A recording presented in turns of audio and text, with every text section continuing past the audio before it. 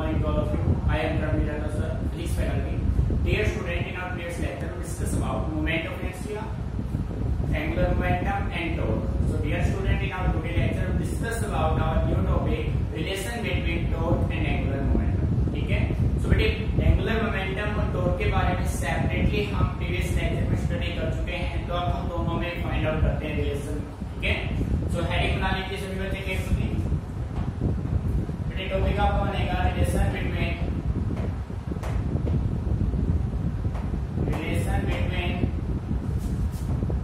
Torque and angular momentum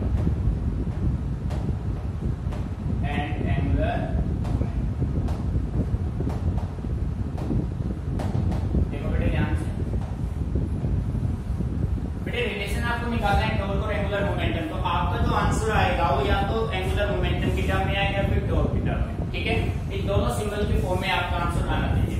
सो प्यारे बच्चों, जैसा कि आप सभी जानते हैं, as we know that angular momentum L is equal to, बेटे अगर हम बात करें एंगुलर मोमेंटम अपना होता है movement of linear momentum R cross P. ये होता है as we know that angular momentum L is equal to R cross P के इक्वल बेटे होता है. ठीक है, मीनिंग यहां तक क्लियर है. इसको मैंने मान लिया इक्वेशन फर्स्ट. अब मैं इस इक्वेशन को डिफरेंशिएट कर देता हूं with respect to t on both side.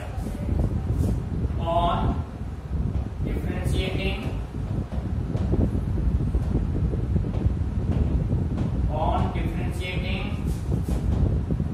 Equation first on both side with respect to t. बेटे किसके रेस्पेक्ट में?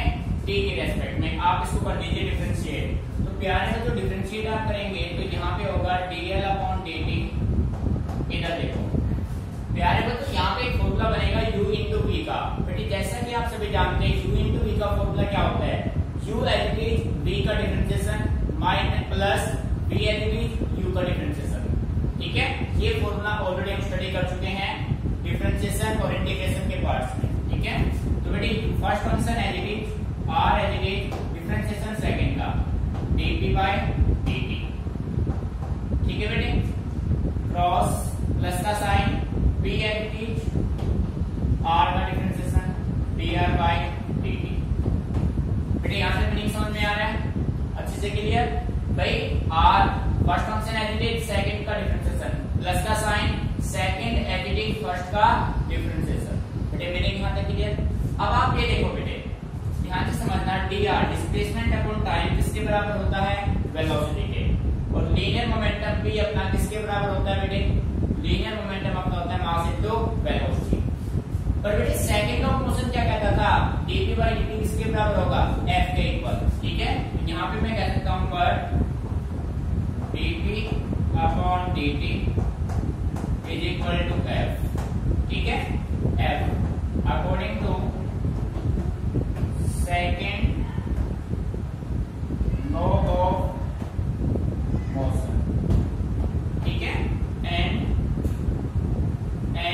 बेटे लीनियर मोमेंटम p अपना किसके बराबर होगा? मास इनटू वेलोसिटी के. p is equal to mass into velocity. ठीक है, एंड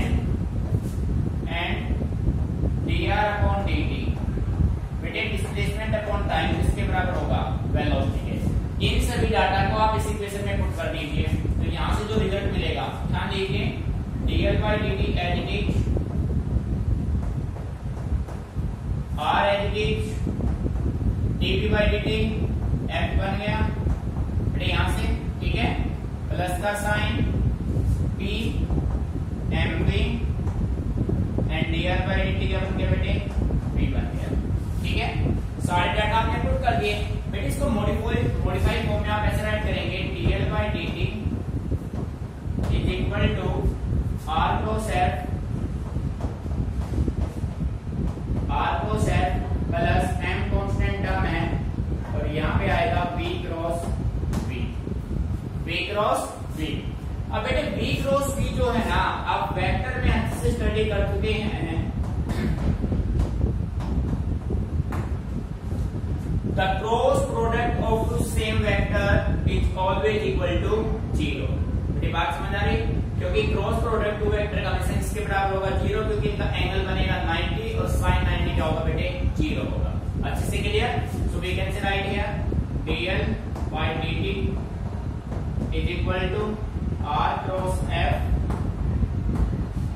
प्लस बेटे इसकी वैल्यू क्या हो जाएगी? 0। ठीक है, but we know that r cross f बेटे r cross f rotating effect of force is equal to torque. ठीक है, सो बेटे dl by dt इसके बराबर होगा टॉर्क के। This is your required result. बेटे dl angular momentum, change in angular momentum is equal to the torque of the body. This is your required result. This is the relation between torque and angular momentum. बेटे अच्छे से clear? एक बार फिर देख लो। हमें find out करना था relation between torque and angular momentum. So बेटे जैसा कि आप सभी जानते हैं, आपका एंगुलर मोमेंटम होता है movement of linear momentum, r cos p हो गया। अब आपने क्या किया? इस इक्वेशन फर्स्ट को बोथ साइड लेफ्ट और राइट डिफरेंशिएट किया with respect to t। t के रेस्पेक्ट में आपने इसको डिफरेंशिएट किया dl by dt।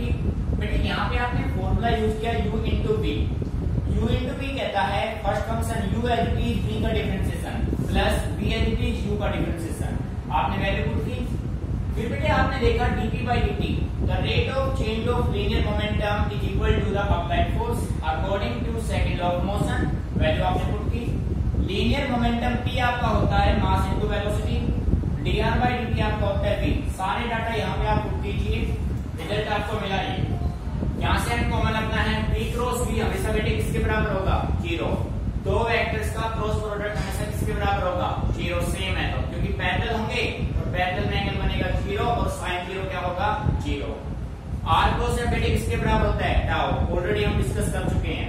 The rotating effect of force is called torque. So बेटे ये आपका फाइनल आंसर। तो बेटे रिलेशन को अच्छे से माइंड में रखना है, फिर भी कोई प्रॉब्लम आपको लगे तो डिस्कस कंप्लीट कंसेप्चुअल है। ठीक है, अभी तक दो टॉपिक आपने स्टडी किए, सभी का आपने देखो यूज किया है। ठीक है, note it down carefully.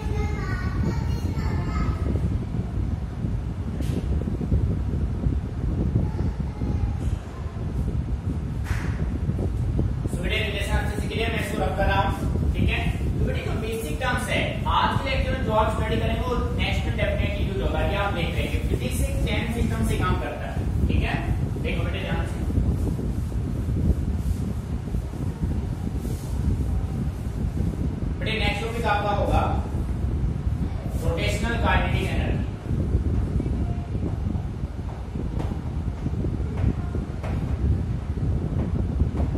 Rotational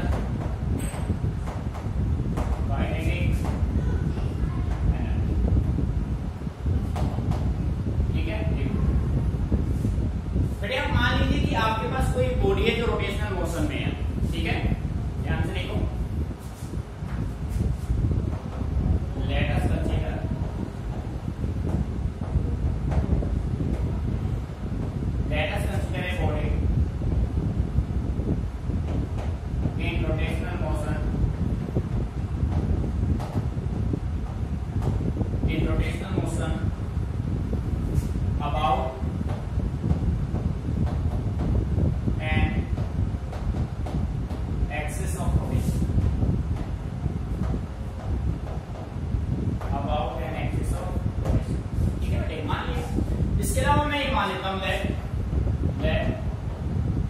M1, M2, M3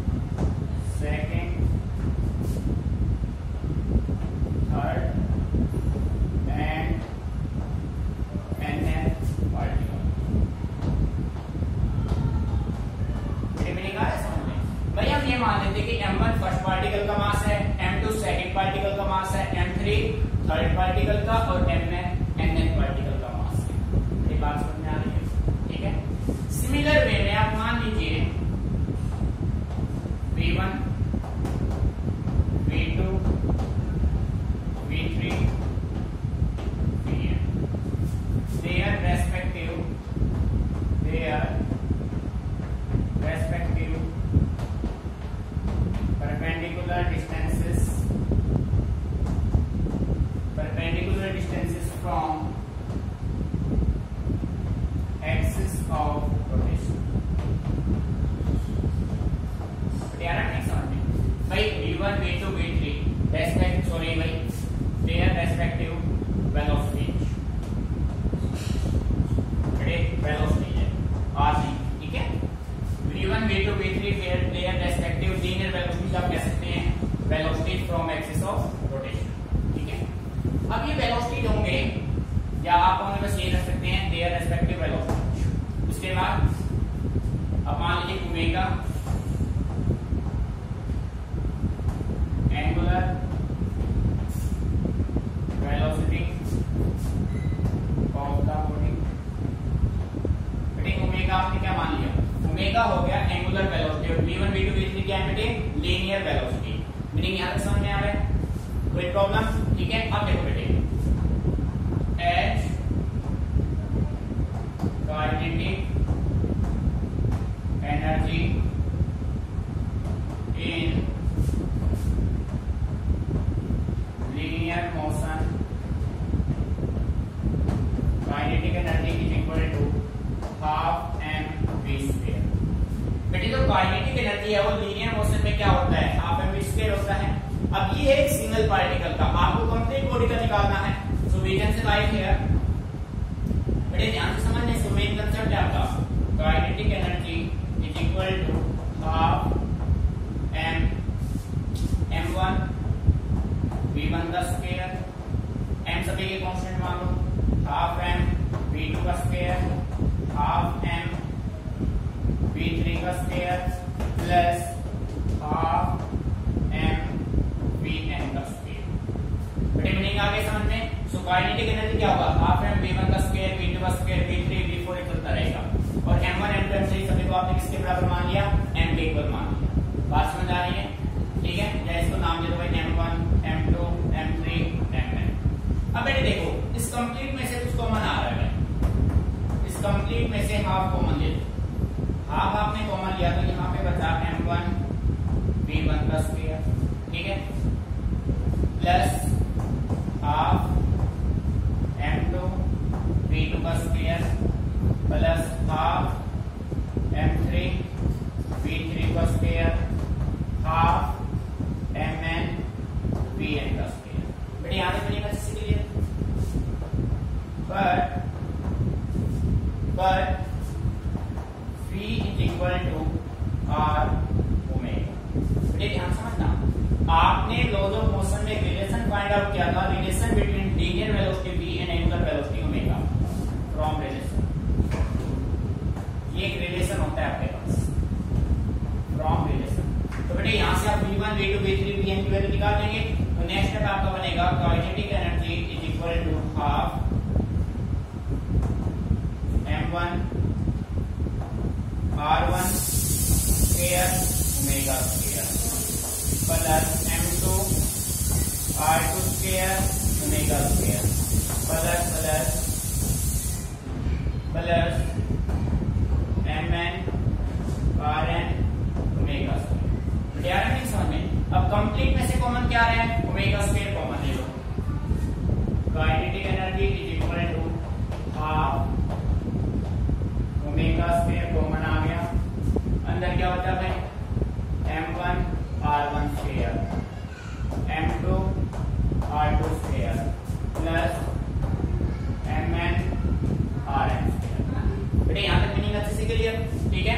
अब आप ये देखो, but we know that but m1 r1 square m2 r2 square plus mn rn square, बेटे सब किसके बराबर होता है, बेटे ये सब इक्वल होता है समेशन m r स्क्वायर और ये सब किसके बराबर होगा, movement of inertia, movement of inertia. बेटे यार नहीं समझ में, ठीक है। अब देखो ये सब इसके इक्वल हो गए, समेशन है बेटे, समेशन m r स्क्वायर किसके बराबर, i, और i क्या होता है, मूवमेंट ऑफ इनर्शिया। तो वैल्यू आप पुट कर दीजिए, सो काइनेटिक एनर्जी आपका किसके बराबर हो जाएगा, half i omega square. This is your required result. बेटे अच्छे से ठीक है। अब देखो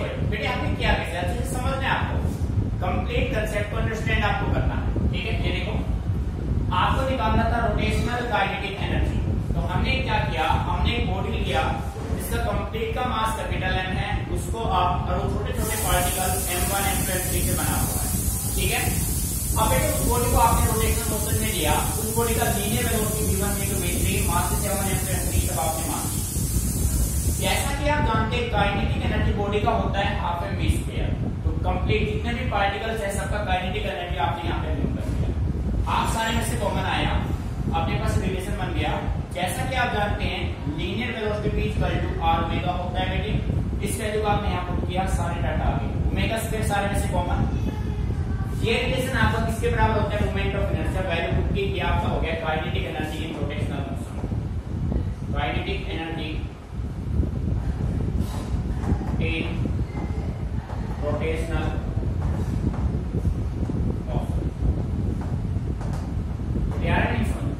kinetic energy rotational motion. Meaning अच्छे से करिए, अच्छे से इसको समझ के देखिए। आपने तो एंगुलर मोमेंटम और रोटेशनल काइनेटिक एनर्जी हम फाइंड आउट कर सकते हैं, ठीक है। अच्छे समझना बेटे, फिर मैं यूज करेंगे।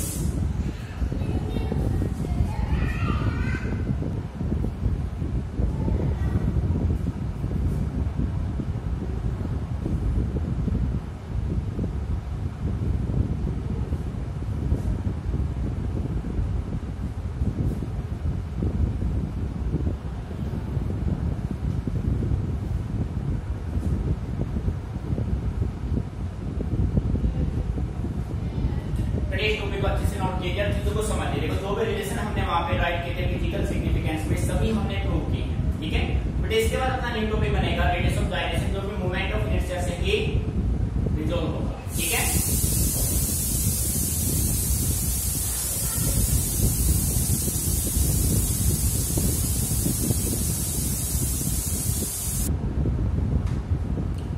नेक्स्ट टॉपिक अपना है radius of gyration represented by symbol के। देखो इसका मीनिंग समझने के लिए हम एक डायग्राम कंस्ट्रक्ट यहाँ पे कर लेते हैं, ठीक है। ध्यान से समझना बेटे। ये आपने मान लिया कि आपके पास ये कोई बॉडी है, वो किसी भी शेप का हो सकता है, मान लिया। देखो ध्यान,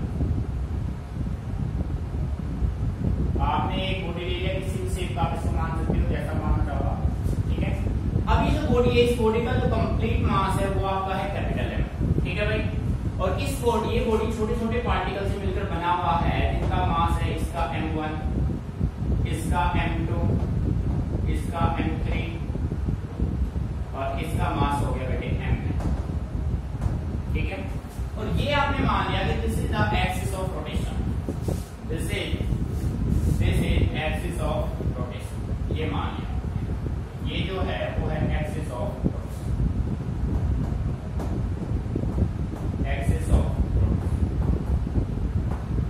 एक्सिस समझने कंसेप्ट। और एक्सिस ऑफ रोटेशन से ये इनका है perpendicular distance,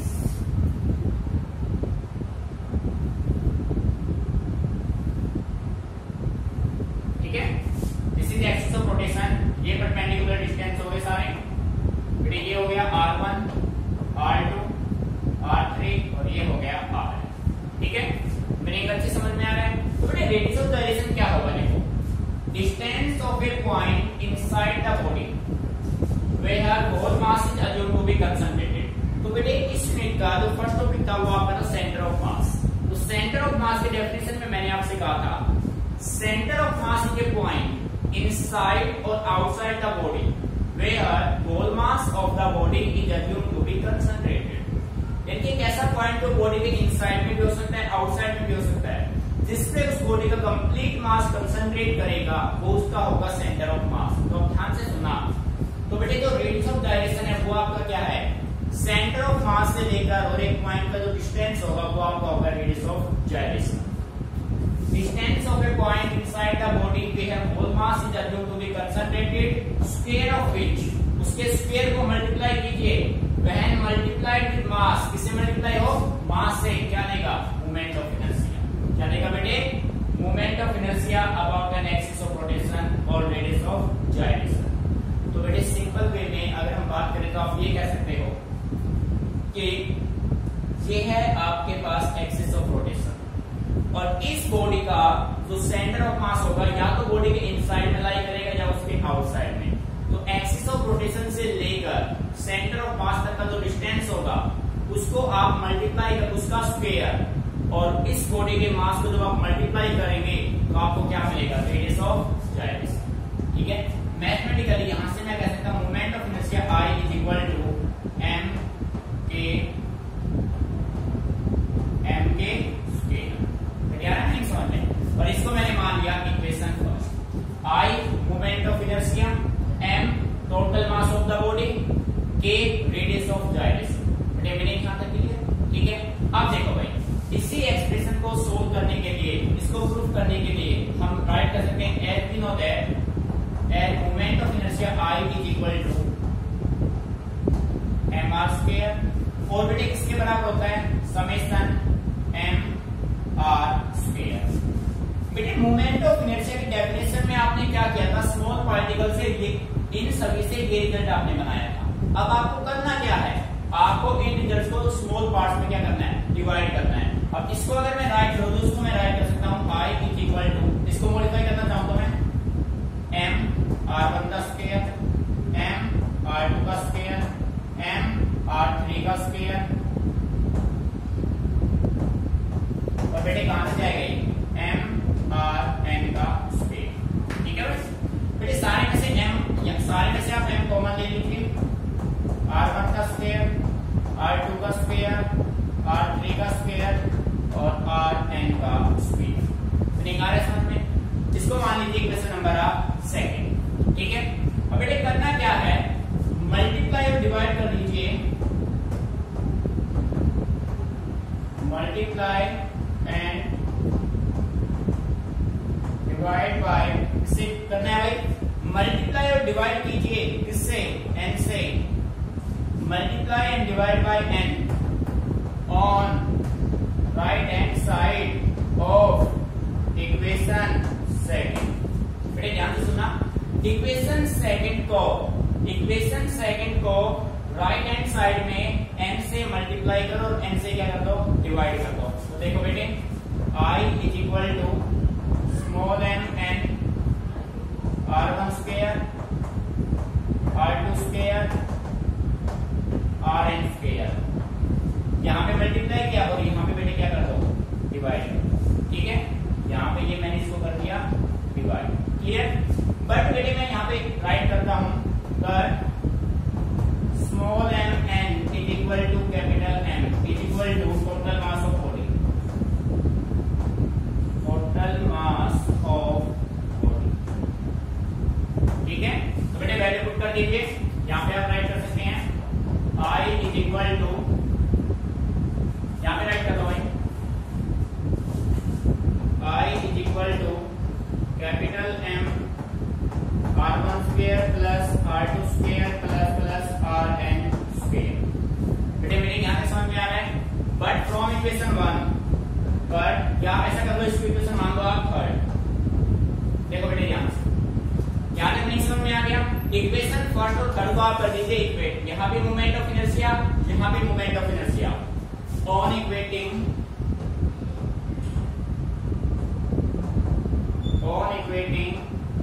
equation first and third we get, देखो बेटे यहां से आपका होगा m के square is equal to m r1 का स्क्वायर प्लस r2 का स्क्वायर, तो बेटे डिवाइड में क्या था, n था, प्लस rn का स्क्वायर, डिवाइड में क्या है भाई, n। बेटे m से m कैंसिल, सो k किसके बराबर होगा, अंडर रूट r1 का स्क्वायर, r2 का स्क्वायर प्लस rn का स्क्वायर, डिवाइड किससे कर दो भाई, n से। This is your required result. ठीक है बेटे, this is the result for radius of gyration. Clear, note it down carefully. बेटे कंसेप्ट बिल्कुल सिंपल है, आपने मोमेंट ऑफ इनर्शिया के डेफिनेशन में इन सभी से ये टर्म बनाया था, अब करना क्या है, इससे ये बना दो, जस्ट रिवर्स करना है। ठीक है, हमने यहाँ पे मान लिया कि m1 m2 m3 सब किसके बराबर है, स्मॉल m, और स्मॉल m इंटू n, एक पार्टिकल का मास m है, total number of particle n है, तो टोटल मास जाएगा m। ठीक है, नोट इट डाउन केयरफुली, और इस रिजल्ट को माइंड में रखना है, क्योंकि न्यूमेरिकल्स में आप यूज करेंगे। ठीक है बेटे, नोट इट डाउन।